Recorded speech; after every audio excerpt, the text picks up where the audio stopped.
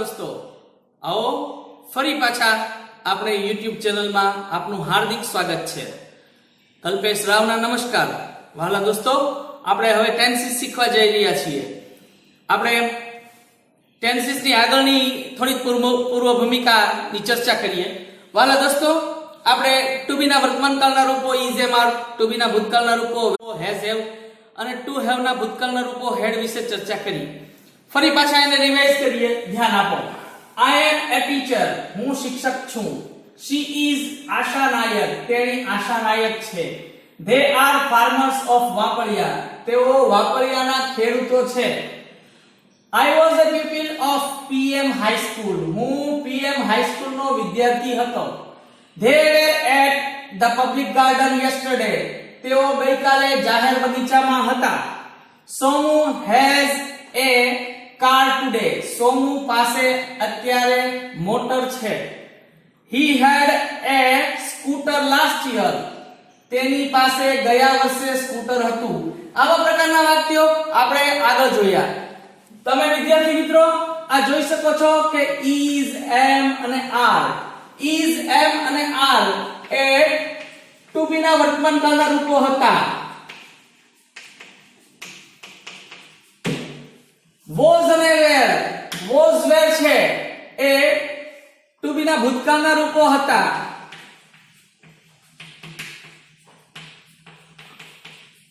એવી જ રીતે has અને have એ ટુ have ના વર્તમાનકાળના રૂપોની ચર્ચા કરી। had એ ટુ have નું ભૂતકાળનું રૂપ છે।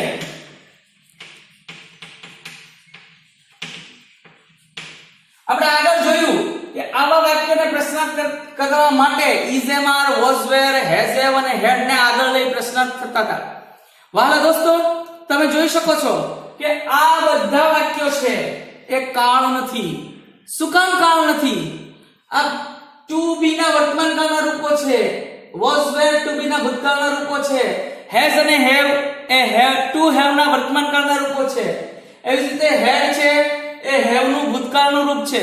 તો દોસ્તો આ એવા શબ્દો છે જે હેલ્પિંગ વર્બ તરીકે વપરાતા હતા। આ વાક્યો તમે જોઈ શકો છો કે એને વર્તમાનકાળ અને ભૂતકાળ સાથે સંબંધ છે પણ એ કાળ નથી। These are the helping verb, જેને આપણે સહાયકારક ક્રિયાપદો કહીએ છીએ। તો કાળ એટલે શું? અહીં કોઈ પૂર્ણ ક્રિયાપદ નથી। આ બધા વાક્યો તમે જોઈ શકો છો કે આ હેલ્પિંગ વર્બો છે જેને આપણે સહાયકારક ક્રિયાપદો કહીએ છીએ। વાલા દોસ્તો અહીંયા કોઈ પૂર્ણ ક્રિયાપદ નથી। તો કાળને અને આને શું સંબંધ છે? તો વાલા દોસ્તો આ એકેય વાક્ય ને કાળ હારે સંબંધ નથી। આપણે જે 12 કાળ હવે જોવાના છે એ કાળમાં અને આમાં શું ફેર છે?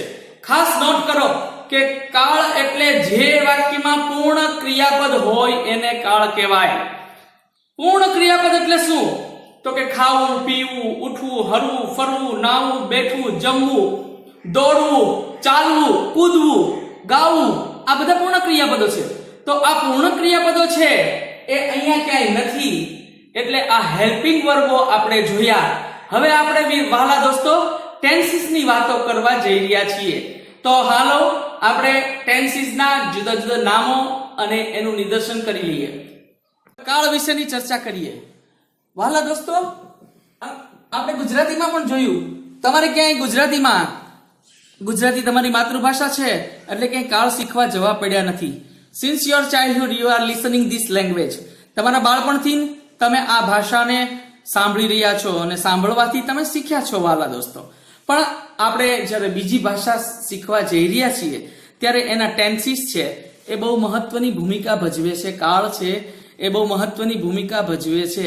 એટલે જ અમારા એક શિક્ષક અમને કહેતા કે જેને કાળ નથી આવડતો એનો કાળ આવી જાય છે। અહીંયા બીજા કાળનો મતલબ છે વાલા દોસ્તો એ શીખવા માટે મૃત્યુ આવી જાય છે। એટલે કાળ છે એ દરેક ભાષાની પાયાની જરૂરિયાત છે। તો વાલા દોસ્તો તમે જાણો છો એ પ્રમાણે મુખ્ય 3 કાળ છે: વર્તમાન કાળ, ભૂતકાળ અને ભવિષ્યકાળ. વર્તમાન કાળ એટલે નજર સમક્ષ જે ક્રિયા બનતી હોય, આંખ સમક્ષ જે ક્રિયા થતી હોય એને વર્તમાન કાળ કહેવાય. ક્રિયા ચાલુ છે, એ ક્રિયાની અસર હોય, એ ક્રિયા પૂરી થઈ ગઈ હોય પણ હજી એની અસર ચાલુ છે, એવું બધું વર્તમાન કાળ દ્વારા રજૂ થાય છે. ભૂતકાળ એટલે બની ગયેલી ઘટનાને રજૂ કરવાની પ્રક્રિયા, અને ભવિષ્ય એટલે કે જે ક્રિયા હજી થઈ નથી, થશે એવી શક્યતા, સંભાવના કે એવી પ્રોબેબિલિટી દેખાડવા માટે ભવિષ્યકાળ વપરાય છે. તો આ મુખ્ય 3 કાળ છે. એના પેટા 4 કાળ છે: સાદો, ચાલુ, પૂર્ણ અને ચાલુ પૂર્ણ. વાલા દોસ્તો, જો વર્તમાન કાળની જ વાત કરીએ તો સાદો વર્તમાન કાળ, ચાલુ વર્તમાન કાળ, પૂર્ણ વર્તમાન કાળ અને ચાલુ પૂર્ણ વર્તમાન કાળ, એમ 4 વર્તમાન કાળો થયા.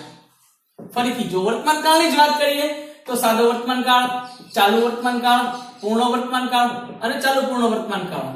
જો ભૂતકાળની વાત કરીએ તો સાદો ભૂતકાળ, ચાલુ ભૂતકાળ, પૂર્ણ ભૂતકાળ અને ચાલુ પૂર્ણ ભૂતકાળ, એમ બીજા 4 કાળ થયા.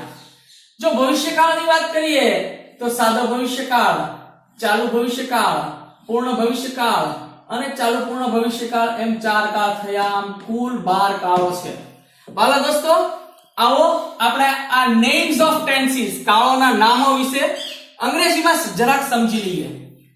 વર્તમાન કાળની જ વાત કરીએ તો અહીંયા પેલા જે ગુલાબી અક્ષરના કાળો લખ્યા છે વર્તમાન કાળના છે, પીળા એ ભૂતકાળ અને કેસરી એ ભવિષ્યકાળની વાતો કરે છે. સાદો વર્તમાન કાળ, જેને અંગ્રેજીમાં ધ સિમ્પલ પ્રેઝન્ટ ટેન્સ કહેવાય છે. અહીંયા તમે જોઈ શકો છો કે પ્રેઝન્ટ છે, વાક્યમાં વચ્ચે આવ્યું સાદો છે એટલે સિમ્પલ શબ્દ આગળ લખવો પડે છે. ચાલુ વર્તમાન કાળ એટલે ધ પ્રેઝન્ટ કન્ટિન્યુઅસ, કેટલાક એને પ્રોગ્રેસિવ પણ કહે છે. આ કન્ટિન્યુઅસ શબ્દનો બીજો સમાનાર્થી શબ્દ પ્રોગ્રેસિવ છે. ધ પ્રેઝન્ટ કન્ટિન્યુઅસ અથવા તો પ્રોગ્રેસિવ ટેન્સ એટલે ચાલુ વર્તમાન કાળ. ધ પ્રેઝન્ટ પરફેક્ટ ટેન્સ એટલે પૂર્ણ વર્તમાન કાળ, પરફેક્ટ એટલે પૂર્ણ. ધ પ્રેઝન્ટ પરફેક્ટ કન્ટિન્યુઅસ અથવા તો પ્રોગ્રેસિવ ટેન્સ એટલે ચાલુ પૂર્ણ વર્તમાન કાળ. આ વર્તમાન કાળના 4 કાળ પૂરા થયા. હવે ભૂતકાળ, ધ સિમ્પલ પાસ્ટ ટેન્સ, સાદો ભૂતકાળ. ધ પાસ્ટ કન્ટિન્યુઅસ અથવા તો પ્રોગ્રેસિવ ટેન્સ એટલે ચાલુ ભૂતકાળ. ધ પાસ્ટ પરફેક્ટ ટેન્સ એટલે પૂર્ણ ભૂતકાળ. ધ પાસ્ટ પરફેક્ટ કન્ટિન્યુઅસ અથવા તો પ્રોગ્રેસિવ ટેન્સ એટલે ચાલુ પૂર્ણ ભૂતકાળ. આ 4 ભૂતકાળ છે. તમે જોઈ શકો છો કે વર્તમાન છે એ પછી જ્યાં જ્યાં લખાય છે ને વાક્યમાં પહેલા આવે છે. ભૂત છે તો એ જ્યાં જ્યાં લખાય છે એ સિમ્પલ, માત્ર સાદા કાળમાં જ તે સિમ્પલ શબ્દ આગળ મુકાય છે. એ પછી જ્યાં જ્યાં લખાય છે ત્યાં પહેલું સ્થાન ધરાવે છે. હવે ભવિષ્યકાળ, ધ સિમ્પલ ફ્યુચર ટેન્સ એટલે સાદો ભવિષ્યકાળ. સાદો શબ્દ છે એટલે સિમ્પલ આગળ મૂકવામાં આવ્યું. ધ ફ્યુચર કન્ટિન્યુઅસ અથવા તો પ્રોગ્રેસિવ ટેન્સ ચાલુ ભવિષ્યકાળ. ધ ફ્યુચર પરફેક્ટ ટેન્સ પૂર્ણ ભવિષ્યકાળ અને ધ ફ્યુચર પરફેક્ટ કન્ટિન્યુઅસ અથવા તો પ્રોગ્રેસિવ ટેન્સ એટલે ચાલુ પૂર્ણ ભવિષ્યકાળ. આમ વાલા દોસ્તો, જુદા જુદા 12 કાળો છે. આ 12 કાળોમાં તમે જોઈ શકો છો કે સાદો શબ્દ જ્યારે આવે ત્યારે આપણે વાક્યમાં સિમ્પલ પહેલા મૂક્યું, simple present tense, the simple past tense, the simple future tense. બાકી બધે વર્તમાન, ભૂત અને ભવિષ્ય મુકાય છે. હવે આગળ જોઈએ, આ કાળના સ્પેલિંગ વિશે થોડાક સમજી લઈએ. પ્રેઝન્ટ એટલે વર્તમાન, પાસ્ટ એટલે ભૂત, ફ્યુચર એટલે ભવિષ્ય, ટેન્સ એટલે કાળ, સિમ્પલ એટલે સાદો, કન્ટિન્યુઅસ એટલે ચાલુ. આ ચાલુ શબ્દ માટે જ બીજો એક શબ્દ પ્રોગ્રેસિવ પણ વપરાય છે. પ્રોગ્રેસિવ એટલે પણ ચાલુ અને પરફેક્ટ એટલે પૂર્ણ. આ રીતે જુદા જુદા 12 કાળોને આપણે એક નામ સાથે એક જગ્યાએ નામ સ્વરૂપે જોયા. હવે આપણે એક પછી એક કાળોની ચર્ચા કરવા જઈ રહ્યા છીએ. હવે પહેલો કાળ શીખવા જઈ રહ્યા છીએ સાદો વર્તમાન કાળ, જેને અંગ્રેજીમાં ધ સિમ્પલ પ્રેઝન્ટ ટેન્સ. કાળ શીખતા પહેલા થોડા ક્રિયાપદોને યાદ રાખીએ. ક્રિયાપદના વિદ્યાર્થી મિત્રો 3 સ્વરૂપ છે. મૂળ ક્રિયાપદ, જેને અંગ્રેજીમાં ઇન્ફિનિટિવ કહેવાય છે, ભૂતકાળ જેને અંગ્રેજીમાં પાસ્ટ ટેન્સ કહેવાય છે અને ભૂતકૃદંત જેને અંગ્રેજીમાં પાસ્ટ પાર્ટિસિપલ કહેવાય છે V1 V2 અને V3 વિદ્યાર્થી મિત્રો એક 10માના વિદ્યાર્થી હોય તો તમને ઓછામાં ઓછા 250 થી 300 ક્રિયાપદ આવડશે તો જ તમે એના ઉપરથી વાક્ય બનાવી શકશો તો આપની સમક્ષ થોડીક ચર્ચા કરીએ ક્રિયાપદના રૂપોની ક્રિયાપદ મૂળ ક્રિયાપદ જેને અંગ્રેજીમાં ઇન્ફિનિટિવ કહેવાય છે ભૂતકાળ એટલે પાસ્ટ ટેન્સ અને ભૂતકૃદંત એટલે પાસ્ટ પાર્ટિસિપલ કોઈ એક ક્રિયાપદ લ્યો ટુ પ્લે એટલે રમવું એવો અર્થ થાય છે એનું ભૂતકાળ થશે પ્લેડ એટલે રમ્યો અને પ્લેડ એનું ભૂતકૃદંત થશે એટલે રમાયું કોઈ એક બીજું ક્રિયાપદ લઈએ ઈટ એટલે ખાવું જેનું ભૂતકાળ એટ થશે એટલે ખાધું અને ઈટન એટલે ખવાયું એવો અર્થ થાય છે ત્રીજું એક ક્રિયાપદ લઈએ ટુ રાઇટ એટલે લખવું એનું ભૂતકાળ રોટ WROTE રોટ અને WRITTEN રિટન વિદ્યાર્થી મિત્રો અંગ્રેજીના જે ક્રિયાપદો છે એ આપણે ભૂતકાળ જ્યારે શીખશું સાદો ભૂતકાળ ત્યારે ક્રિયાપદોના રૂપો અને એના પરિવર્તનો અને એના નિયમોની ચર્ચા કરીશું અત્યારે માત્ર આપણે આ 3 ક્રિયાપદો ઉપર થોડી ચર્ચા કરીએ અહીં તમારી સામે મેં આ કાળનું કન્સ્ટ્રક્શન એટલે બંધારણ રજૂ કરું છું સિંગ્યુલર પ્લુરલ એકવચન બહુવચન આપણે સાદા વર્તમાન કાળની વાત કરી રહ્યા છીએ ધ સિમ્પલ પ્રેઝન્ટ ટેન્સ તો ફર્સ્ટ પર્સન સેકન્ડ પર્સન અને third person I play cricket જેનો અર્થ થાય છે હું ક્રિકેટ રમું છું એનું બહુવચન વી પ્લે ક્રિકેટ અમે ક્રિકેટ રમીએ છીએ સેકન્ડ પર્સન બીજો પુરુષ યુ પ્લે ક્રિકેટ તું ક્રિકેટ રમે છે હામે બહુવચન યુ પ્લે ક્રિકેટ તમે કે તમો ક્રિકેટ રમો છો બહુવચન હોય ત્યારે અહીં તમે જોઈ શકશો કે ક્રિયાપદનું મૂળ સ્વરૂપ પ્લે મુકાણું જ્યારે ત્રીજો પુરુષ એકવચન થર્ડ પર્સન સિંગ્યુલર ની વાત કરવામાં આવે ત્યારે હી એટલે કોઈ છોકરા માટે પ્લેઝ ક્રિકેટ તે ક્રિકેટ રમે છે અહીંયા ક્રિયાપદને એસ લગાડવામાં આવે છે શી પ્લેઝ ક્રિકેટ તેણી ક્રિકેટ રમે છે ક્રિયાપદને એસ લગાડ્યો ઈટ પ્લેઝ ક્રિકેટ તે ક્રિકેટ રમે છે કોઈ નિર્જીવ કે નાન્યતર વસ્તુ માટે ઈટ વપરાશે તમે જોઈ શકો છો કે અહીંયા આઈ વી યુ અને ધે પ્લે ક્રિકેટ તો અહીંયા મૂળ ક્રિયાપદ વપરાયું અહીંયા પહેલો પુરુષ એકવચન બહુવચન બીજો પુરુષ એકવચન બહુવચન અને ત્રીજો પુરુષ બહુવચન એટલે ધે સાથે એટલે બે એક કરતા વધારે સંખ્યા હોય એની સાથે ક્રિયાપદને નું મૂળ સ્વરૂપ પ્લેનું પ્લે મુકાય છે જ્યારે ત્રીજા પુરુષ એકવચનમાં ક્રિયાપદને પ્લેને શું લગાડાય છે ત્રણેય જગ્યાએ એસ લગાડવાનો તો આના ઉપરથી એક નિયમ છે ખાસ નોટ કરો નિયમ શું કહે છે સાંભળો કે સાદા વર્તમાન કાળમાં ત્રીજા પુરુષ એકવચન એટલે થર્ડ પર્સન સિંગ્યુલર એટલે કે એનો મતલબ તો કે હી કે કોઈ છોકરો શી કે કોઈ છોકરી ઈટ કે કોઈ નિર્જીવ કે નાન્યતર જાતિ ના નામ આગળ એને જ્યારે વપરાય ત્યારે ક્રિયાપદને એસ કે ઈએસ લાગે છે આ ખાસ સમજવા જેવી વાત છે કે સાદા વર્તમાન કાળમાં ત્રીજા પુરુષ એકવચનમાં ક્રિયાપદને શું લાગે છે એસ કે ઈએસ એટલે અહીંયા ત્રીજા પુરુષ એકવચનમાં એસ કે ઈએસ લાગે છે નિયમ બીજો એમ કહે છે કે બાકી બધે ક્રિયાપદનું મૂળ સ્વરૂપ મુકાય છે એટલે બાકીના સર્વનામોમાં તમે જોઈ શકો છો કે ક્રિયાપદનું મૂળ સ્વરૂપ મુકાણું આઈ વી યુ અને ધેની જગ્યાએ કોઈ બે નામ હોય બહુવચન નામ હોય તો પણ એની સાથે ક્રિયાપદનું મૂળ સ્વરૂપ મુકાય છે હવે આપણે થોડીક વાત બીજી જોઈએ કે આવા વાક્યો છે સાદા વર્તમાન કાળના તો એને જોતા પહેલા એક ડુ નામના ક્રિયાપદથી આપણે થોડીક સમજણ મેળવી લઈએ ડુ મૂળ ક્રિયાપદ છે ડુ નો અર્થ થાય છે કાર્ય કરવું એનું ભૂતકાળ એટલે પાસ્ટ ટેન્સ નું રૂપ થાય છે એ ડીડ એટલે કાર્ય કર્યું અને ભૂતકૃદંત એટલે પાસ્ટ પાર્ટિસિપલ એટલે ડન થાય છે એટલે કાર્ય કરાયું દોસ્તો આ ડુ છે એ એક હેલ્પિંગ વર્બ મદદ કરતા ક્રિયાપદ તરીકે કામ કરે છે સાદા વર્તમાન કાળમાં તો સાદા વર્તમાન કાળમાં પ્રશ્નાર્થ કે નકાર એટલે વાક્ય પ્રશ્નાર્થ હોય કે વાક્ય નકાર બનાવવા માટે હેલ્પિંગ વર્બ તરીકે એટલે મદદ કરતા તરીકે સહાયકારક ક્રિયાપદ તરીકે ડુ કે ડઝ વપરાય છે ખાસ નોંધવા જેવી વાત છે કે સાદા વર્તમાન કાળનું પ્રશ્નાર્થ કે નકાર વાક્ય હોય ત્યારે શું વપરાય છે કાં તો ડુ વપરાય છે અને કાં તો ડઝ વપરાય છે તમે જુઓ કે ડુ વત્તા ઈએસ કરો એટલે ડઝ બને છે નિયમ નંબર 4 જુઓ કે જે વાક્યમાં ક્રિયાપદને s કે es લાગે ત્યાં do વત્તા es બરાબર does વપરાય છે. એટલે એનો મતલબ એમ કે આ સાદા વર્તમાન કાળમાં નિયમ એવો છે કે સાદા વર્તમાન કાળમાં ત્રીજા પુરુષ એકવચનમાં s કે es લાગે છે. જ્યાં s કે es લાગે ત્યાં પ્રશ્નાર્થ કે નકારમાં શું વપરાય છે? does વપરાશે. એ ખાસ નોંધવા જેવી વાત છે. બાકી બધે do હેલ્પિંગ વર્બ તરીકે વપરાય છે. એટલે એનો મતલબ એમ કે they કે બહુવચન નામ હોય કે you હોય કે I we હોય તો એની સાથે બધી જગ્યાએ શું વપરાશે? do વપરાશે. આગળ જોઈએ. છઠ્ઠો નિયમ એમ કહે છે કે જ્યારે do કે does હેલ્પિંગ વર્બ તરીકે પ્રશ્નાર્થ વાક્યમાં કે નકાર વાક્યમાં વપરાય ત્યારે ક્રિયાપદનું મૂળ સ્વરૂપ મુકાય છે. હવે આ do ને does ક્યાં વપરાય છે? તો કે કાં તો પ્રશ્નાર્થ વાક્યમાં વપરાય છે અને કાં તો નકાર વાક્યમાં વપરાય છે. આ જ્યાં વપરાય ત્યાં ક્રિયાપદનું મૂળ સ્વરૂપ જ મુકાય છે. દાખલા તરીકે ઉપરનું વાક્ય છે she plays cricket. એને પ્રશ્નાર્થ કરવું છે તો કેમ થશે? તો જો ત્યાં plays ને ક્રિયાપદને s લાગ્યું એટલે મારે does થી પ્રશ્નાર્થ થશે. does she play અહીંયા ક્રિયાપદનું મૂળ સ્વરૂપ મુકાશે. વાક્યમાં રહેલો s કે es નીકળી જશે કારણ કે does માં આવી ગયો છે. does she play cricket આવું વાક્ય થશે.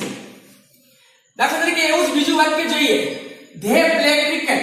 એનું પ્રશ્નાર્થ મારે કરવું છે તો મારે do થી પ્રશ્નાર્થ પૂછાશે કારણ કે ક્રિયાપદને s કે es અહીં લગાડવામાં આવ્યો નથી. એટલે do they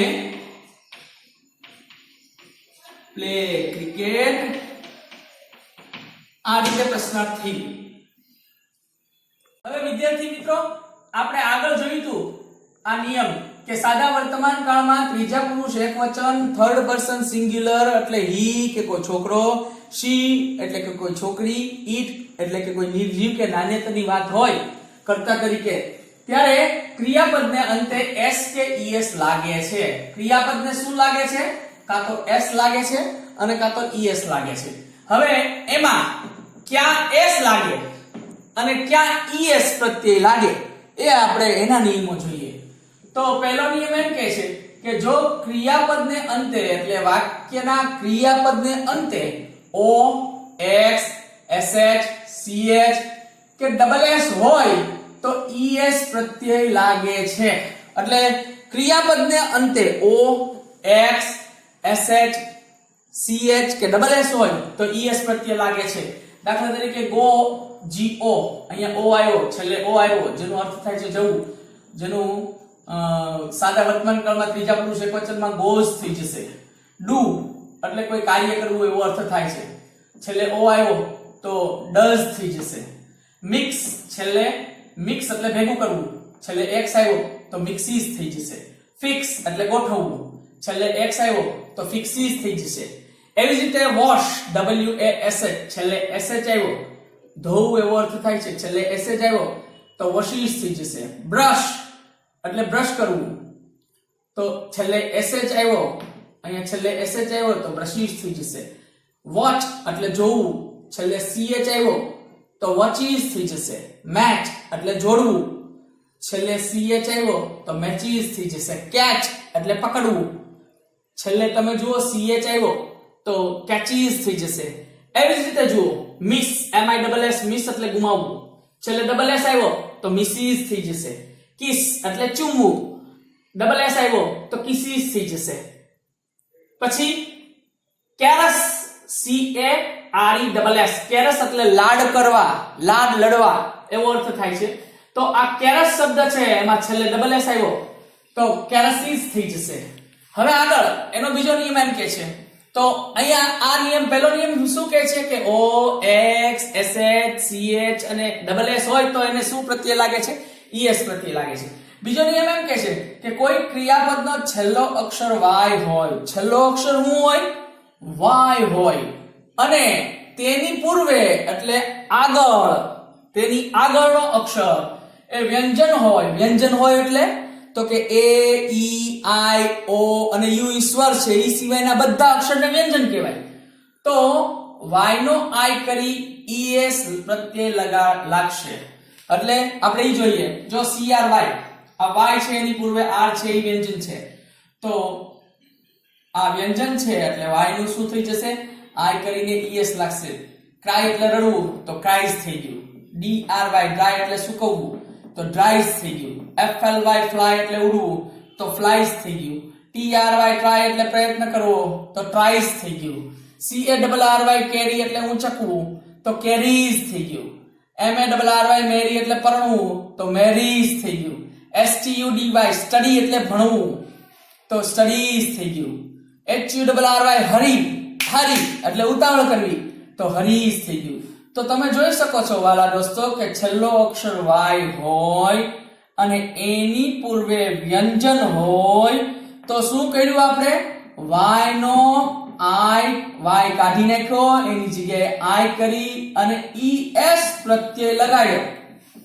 એ પછીનો ત્રીજો નિયમ જુઓ કે ઉપરના નિયમોમાં જે ક્રિયાપદ ન લાગુ પડે તેને અંતે s પ્રત્યય લાગે છે એટલે આ બે નિયમમાં જે ક્રિયાપદ ન આવતા હોય એને સીધે સીધું સાદા વર્તમાન કાળ ત્રીજા પુરુષ એકવચન એટલે he she it કરતા હોય ત્યારે ક્રિયાપદમાં સીધે સીધો s લાગશે દાખલા તરીકે ઓપન એટલે ખોલવું તો એ સીધે સીધું આ ઉપરના બે નિયમ નો લાગુ પડ્યા તો શું થઈ ગયું એનું ઓપન્સ રાઈટ એટલે લખવું તો રાઈટ ને સીધે સીધો હું લગાડી દીધો રાઇટ્સ શટ એટલે બંધ કરવું તો શટ્સ રીડ એટલે વાંચવું રીડ્સ તો આ મુખ્ય ત્રણ નિયમો છે હવે ખાસ નોંધ સમજવા જેવી વાત છે મિત્રો કે કેટલાક ક્રિયાપદને અંતે y હોય ક્રિયાપદનો છેલ્લો અક્ષર y હોય પણ y હોય અને આગળ વ્યંજન ન હોય એટલે a e i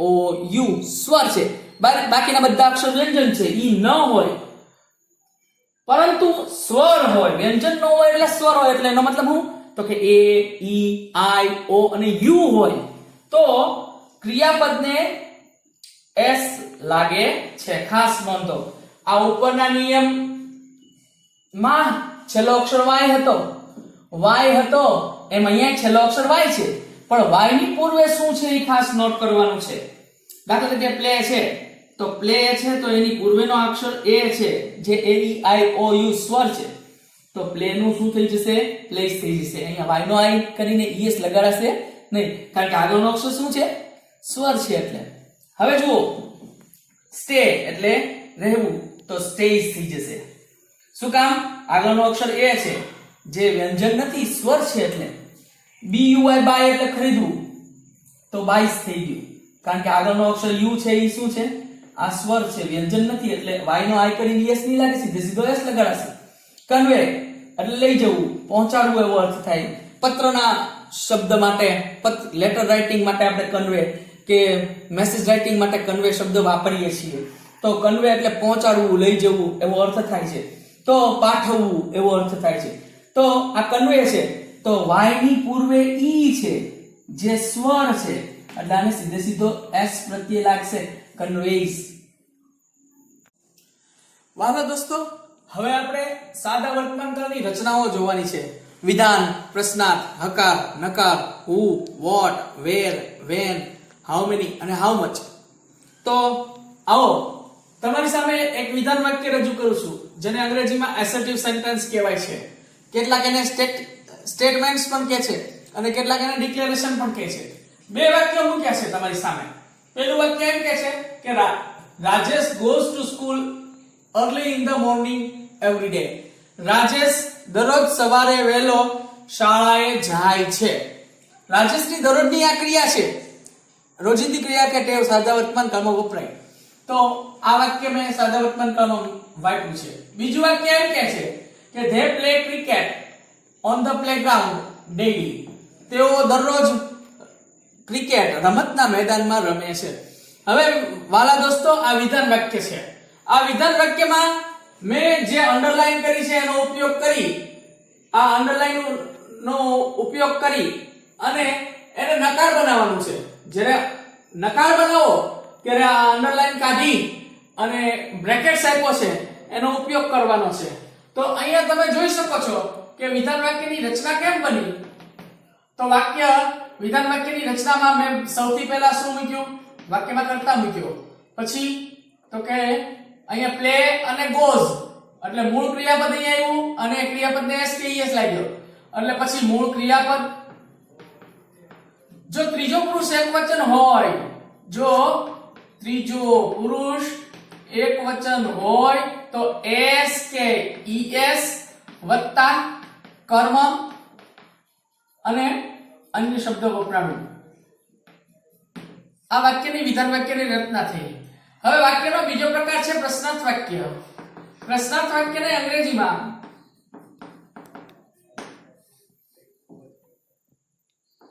interrogative sentence કહેવાય છે.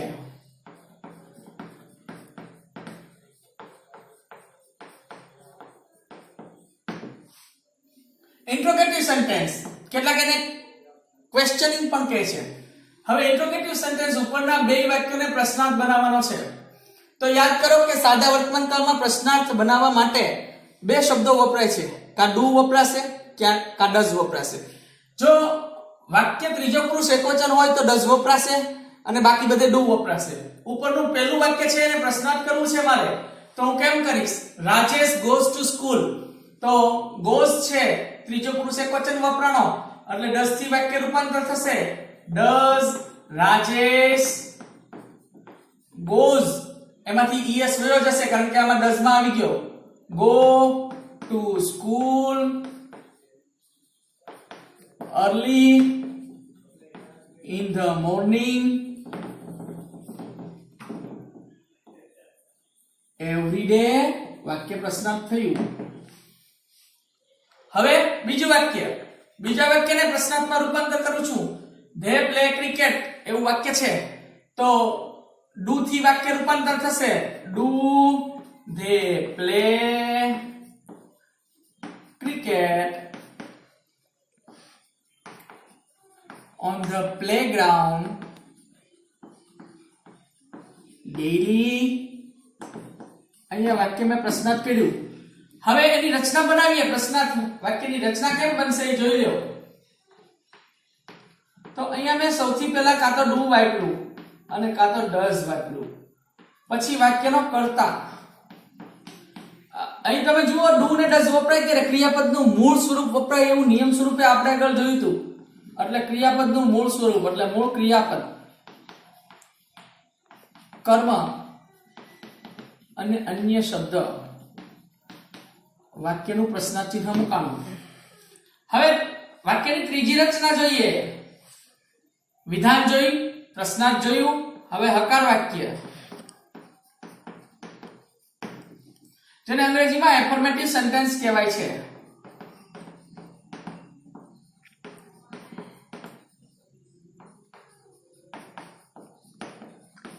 કેટલાક એને પોઝિટિવ સેન્ટેન્સ પણ કહે છે. ઉપરના વાક્યને હકાર કરવું છે તો યસ. પ્રશ્નાર્થ વાક્યને હકાર કરવું છે. રાજેશ એટલે વિધાન વાક્યમાં યસ ઉમેરી દેવાનું છે. રાજેશ goes to school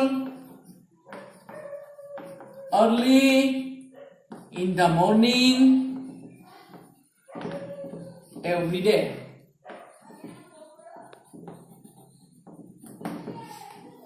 બીજું વાક્ય જોઈએ, એને પણ હકાર બનાવી દઈએ.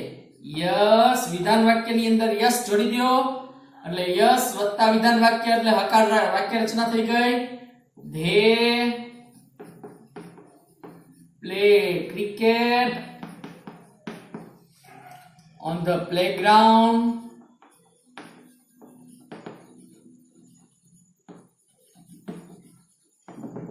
daily. આવું વાક્ય થયું. હવે અહીંયા રચના બનાવીએ. એની હકાર વાક્યની રચના કેમ બનશે? તો વાલા દોસ્તો પહેલા યસ વત્તા વિધાન વાક્ય એ રચના બનશે. એનો મતલબ શું? તો કે યસ વત્તા કર્તા વત્તા મૂળ ક્રિયાપદ. જો ત્રીજો પુરુષ એકવચન હોય તો એસ કે ઈએસ વત્તા કર્મ અને અન્ય શબ્દો આવું થશે. હવે આપ જોઈ શકો છો કે આ રીતની રચના બની. હવે વાક્યનો ચોથો પ્રકાર એટલે નકાર વાક્ય, નેગેટિવ સેન્ટેન્સ જેને અંગ્રેજીમાં કહેવાય છે.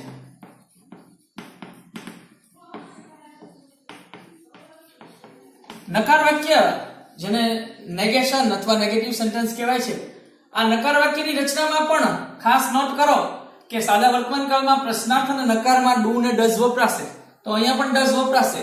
તો ઉપરના વાક્યને આ પ્રશ્નાર્થ વાક્ય છે એને નકારમાં ફેરવવાનું છે, પણ જ્યારે નકારમાં ફેરવીએ ત્યારે લીટી દોરેલા શબ્દનો ને કાઢી અને બ્રેકેટ્સ નો ઉપયોગ કરવાનો છે, કારણ કે આપણે અહીંયા હાથી જવાબ આપ્યો, હવે નાથી જવાબ આપવા માટે બ્રેકેટ્સ વાપરવાનું છે. તો પહેલું વાક્ય આપણે નકાર કરશું. નકાર કરવા માટે હું વાક્યમાં નો મૂકું છું આગળ. જો નો ન મૂકવું હોય તો વાંધો નહીં, પણ એક ખાસ ધ્યાન રાખવાની વાત એ છે કે વાક્યમાં નોટ મૂકવું આવશ્યક છે. નો Rajesh does not go to school. Sorry, to school કાઢવું પડશે આપણે. Does not go to temple early in the morning every day.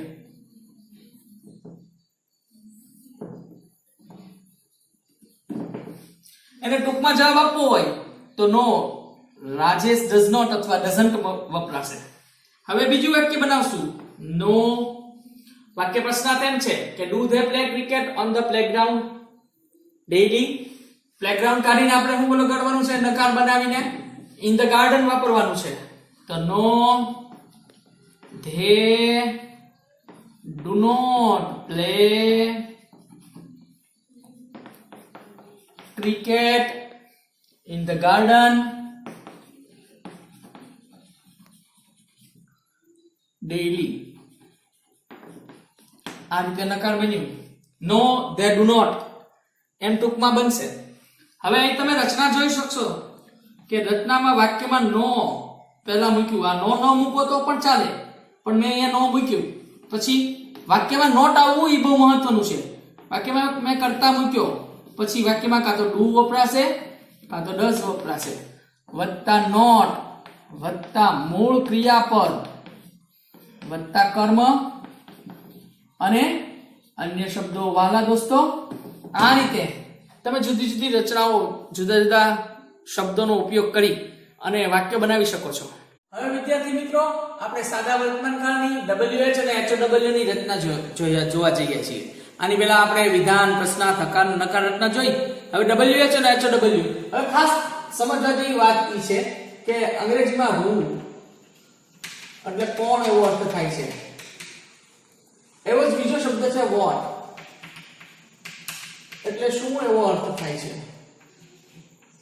where જગ્યા બતાવવા માટે ક્યાં એવો અર્થ થાય છે. when સમય બતાવવા માટે ક્યારે એવો અર્થ થાય છે, સમય દેખાડે છે. how many એટલે ગણી શકાય એવી વસ્તુ સાથે how many એટલે કેટલા એવો અર્થ સૂચન કરે છે. અને how much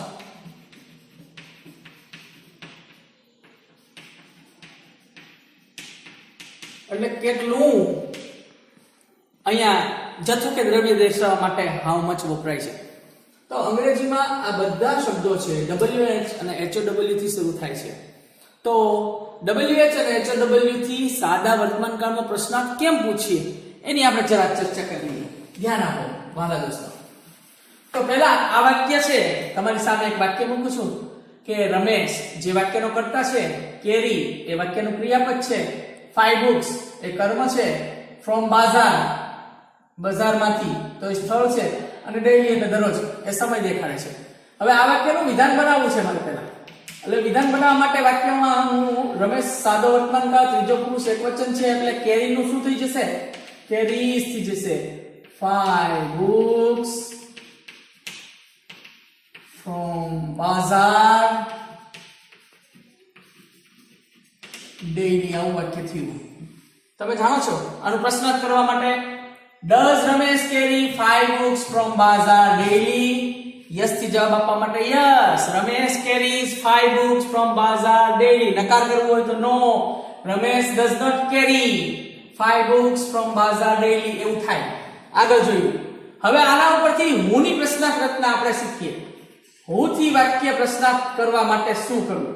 તો સૌથી પહેલા હું થી પ્રશ્ન. જ્યારે વાક્યમાં હું થી પ્રશ્ન પૂછીએ ત્યારે વાક્યનો કર્તા નીકળશે.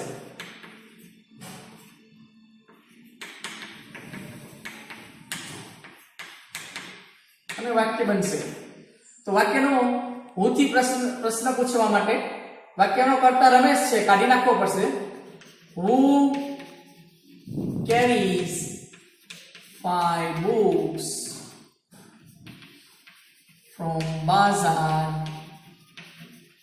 daily? આવો પ્રશ્ન થયો, આવું વાક્ય બન્યું. હવે એની રચનામાં હું મેં કર્યું, એની રચના શું કર્યું? તો કે વાક્યમાં પહેલા હું મૂક્યું, પછી કાં તો મૂળ ક્રિયાપદ હોય, જો ત્રીજો પુરુષ એકવચન હોય તો એસ કે ઈએસ લાગ્યું વત્તા વાક્યનો કર્મ અને અન્ય શબ્દો વપરાણું વાક્યમાં છેલ્લે પ્રશ્નાર્થ ચિહ્ન આવ્યું. હોથી પ્રશ્નાર્થ જોયા પછી બીજો પ્રશ્ન છે એ વોટ થી પ્રશ્નાર્થ. વોટ થી પ્રશ્ન. હવે જ્યારે વોટ થી પ્રશ્ન પૂછીએ ત્યારે વાક્યમાંથી શું નીકળી જશે ઈ જોઈએ. તો ખાસ નોટ કરો કે વાક્યમાં કર્મ હોય એ વોટ થી પ્રશ્ન પૂછો ત્યારે નીકળી જાય. તો વાક્યમાંથી કર્મ નીકળશે. વાક્યનો પ્રશ્નાર્થ કેમ બનશે? તો વાક્યનું રૂપાંતર આમ થશે કે વોટ ડઝ રમેશ કેરી. વાક્યનું કર્મ 5 books છે, નીકળી ગયું. From Bazar daily. આવું વાક્યનું પ્રશ્ન થયું. તો અહીંથી પ્રશ્ન પૂછવા માટે વાક્યનો કર્મ નીકળશે. What does Ramesh carry from Bazar daily એવું વાક્ય થશે. તો એની રચના કેમ બનશે વિદ્યાર્થી મિત્રો? તો એની રચના માટે પહેલા વોટ મૂક્યું, પછી વાક્યમાં ડુ કે ડઝ વપરાશે, પછી વાક્યનો કર્તા, પછી મૂળ ક્રિયાપદ. હવે વાક્યનું કર્મ નીકળી ગયું એટલે છેલ્લે અન્ય શબ્દ રહેશે, પ્રશ્નાર્થ ચિહ્ન. વોટ પછી વેરથી પ્રશ્ન પૂછીએ તો વેરથી પ્રશ્ન પૂછવા માટે વાક્યમાંથી કઈ વસ્તુ હોઈ જાય? તો કે વાક્યમાંથી સ્થળ દર્શક શબ્દ નીકળશે.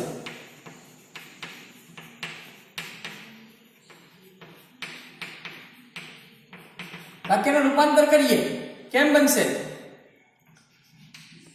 વેર ડઝ રમેશ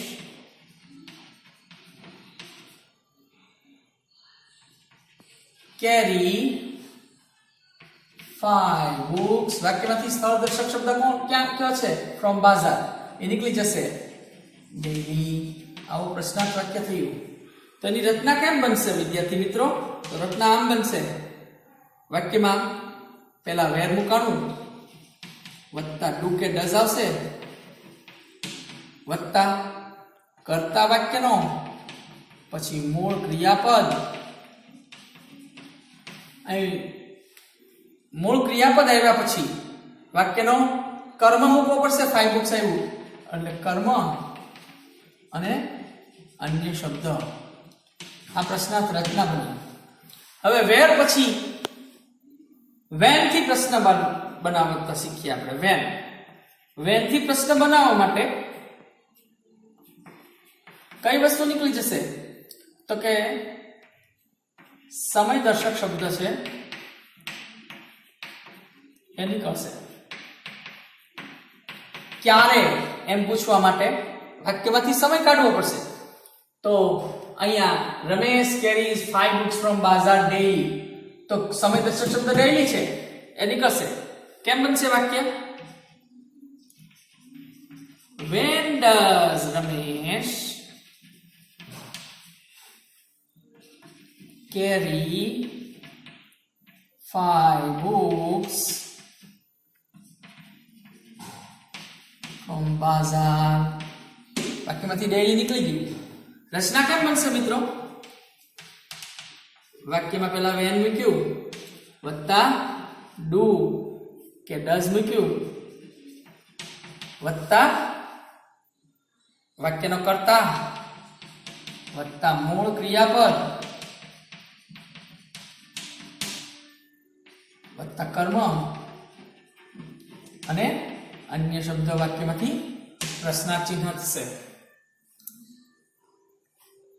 અહીં તમે જોયું કે વોટ થી પ્રશ્ન પૂછ્યું તો કર્મ નીકળી ગયું હતું. અહીંયા કર્મ આવ્યું. હવે who, what, where, when એની વાત પૂરી થઈ. હવે હાઉ મેની થી પ્રશ્ન પૂછવાની વાત કરીએ. હાઉ મેની ગણી શકાય એવી વસ્તુ વાક્યમાંથી નીકળી જશે. હાઉ મેની થી પ્રશ્નાર્થ વાક્ય. તો વાક્યમાંથી શું નીકળશે? ગણી શકાય તેવી સંખ્યા નીકળશે. તો વાક્યમાં અહીંયા જુઓ, Ramesh carries 5 books from bazaar daily. તો એમાંથી 5 શબ્દ છે. આ સંખ્યા એક જ છે 5. તો એ નીકળશે. તો કેમ બનશે વાક્ય? How many books does Ramesh carry from bazaar daily? વાક્ય પ્રશ્નાર્થ થયું. તો અહીંયા રચના કેમ બનશે? તો પહેલા હાઉ મેની એની રચના પહેલા મેં હું મૂકવું પડશે મારે. તો કે હાઉ મેની, પછી તો કે ગણી શકાય એવું નામ કર્મ, જે અહીંયા કર્મ હતો બુક્સ એ 5 કાઢી અને આપણે આગળ મૂક્યું એટલે ગણી શકાય તેવું નામ થયું. વત્તા ડુ કે ડઝ વપરાણું વત્તા કરતા. અહીં ડુ ડઝ વપરાણું એટલે ક્રિયાપદ કેવું આવશે? મૂળ સ્વરૂપે એટલે મૂળ ક્રિયાપદ. હવે કર્મ તો આગળ વહી આવ્યું એટલે છેલ્લે શું આવશે? અન્ય શબ્દો આવશે. વાક્ય ને અંતે પ્રશ્નાર્થ ચિહ્ન. હાઉ મેની થી વાક્ય બનાવ્યું એમ હાઉ મચ થી બનાવ્યું. પણ એની આરે હાઉ મચ થી બનાવવા માટે એક વિધાન વાક્ય તમારી સામે મૂકું છું. શું વિધાન છે? તો કે ભાઈ રમેશ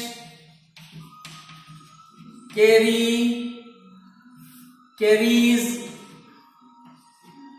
3 kg rice daily. આવું એક વિધાન વાક્ય બનાવું છું. આના ઉપરથી હવે હાઉ મચ થી પ્રશ્ન પૂછાશે. હાઉ મચ થી પ્રશ્ન. હવે વાક્યમાંથી શું નીકળશે? તો કે દ્રવ્ય કે જથ્થાદર્શક માપ નીકળશે.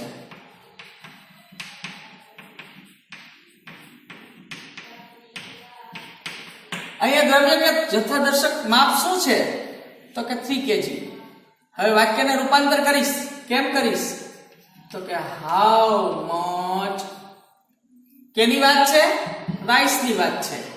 હાઉ મચ રાઈસ ડઝ, આ તો વર્તમાન કાળ ત્રીજો પુરુષ એકવચન છે. પ્રશ્નાર્થ ડઝ થી થશે. ડઝ રમેશ કેરી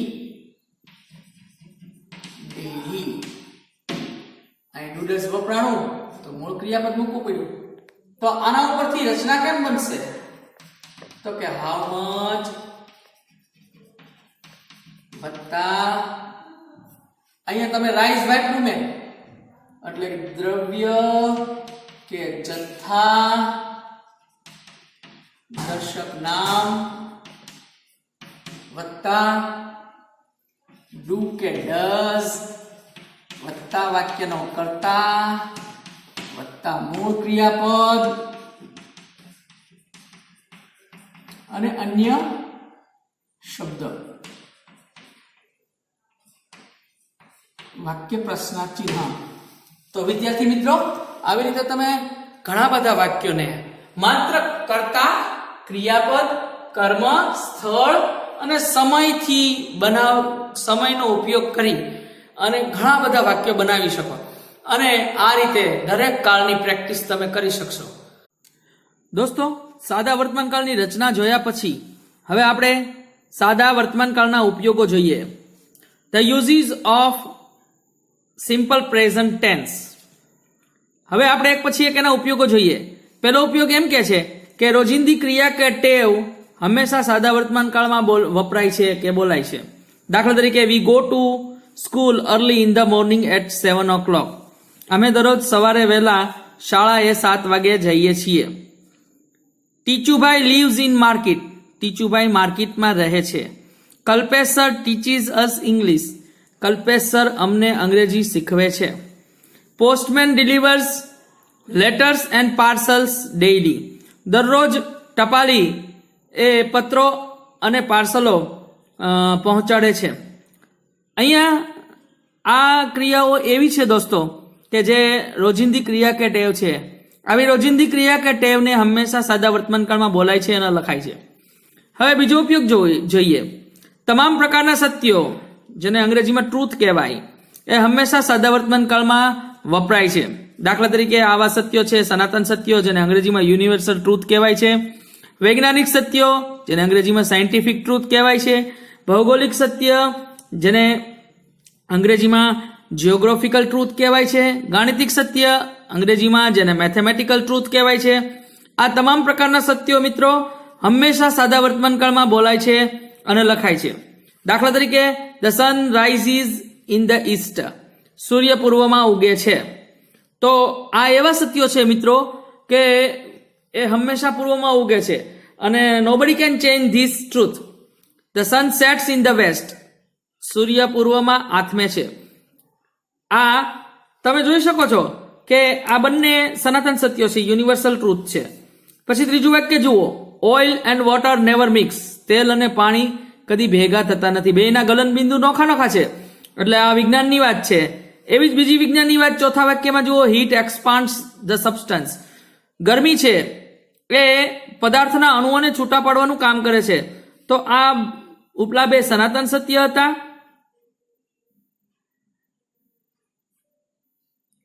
આ બે વૈજ્ઞાનિક સત્ય છે.